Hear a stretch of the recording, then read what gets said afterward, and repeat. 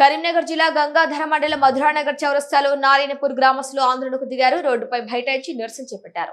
నారాయణపూర్ గ్రామానికి సంబంధించిన ముంపు సమస్య సర్వే ప్రక్రియలో అవకతవకలు జరిగాయంటూ వారు ఆందోళన వ్యక్తం చేశారు. ఈ సందర్భంగా ముంపు బాధితులు మాట్లాడుతూ ఈ నెల 16వ తేదీన నారాయణపూర్ గ్రామంలో ఆర్డీఓ, ఎస్డీసీ మండల స్థాయి అధికారుల సమక్షంలో గ్రామసభ నిర్వహించి ప్రజాభిప్రాయ సేకరణ చేపట్టినప్పటికీ గ్రామస్తుల నుంచి ఎలాంటి సంతకాలు తీసుకోలేదని, అధికారిక తీర్మానం కూడా చేయలేదన్నారు. అయితే ఈ నెల 25వ తేదీన గ్రామస్తులకు ఎలాంటి ముందస్తు సమాచారం ఇవ్వకుండా 30 ఇండ్లు సర్వే కోసం సర్వేను పంపించారని తెలిపారు. గ్రామస్తుల నిరసనతో ఆ రోజు వెనుదిరిగిన అధికారులు అనంతరం ప్రజలకు తెలియకుండా రహస్యంగా సర్వే నిర్వహించారని ఆరోపించారు. ప్రజల అభిప్రాయాలను పక్కన పెట్టి కొందరికే లబ్ధి చేకూరే విధంగా అధికారులు వ్యవహరిస్తున్నారని విమర్శించారు. గ్రామ సభలో తీసుకున్న నిర్ణయాలు ప్రజల అభిప్రాయాలను బహిరంగంగా వెల్లడించకుండా దొంగ సర్వేలు నిర్వహించడం ప్రజాస్వామ్య స్ఫూర్తికి విరుద్ధమని గ్రామస్తులు మండిపడ్డారు.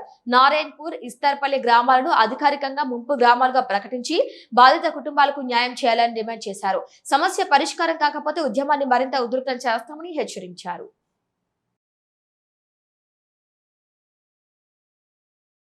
ఈరోజు నారాయణపూర్ గ్రామస్తులు గంగాధర రైట్స్ రోడ్లో ధర్నా నిర్వహించడం జరిగింది.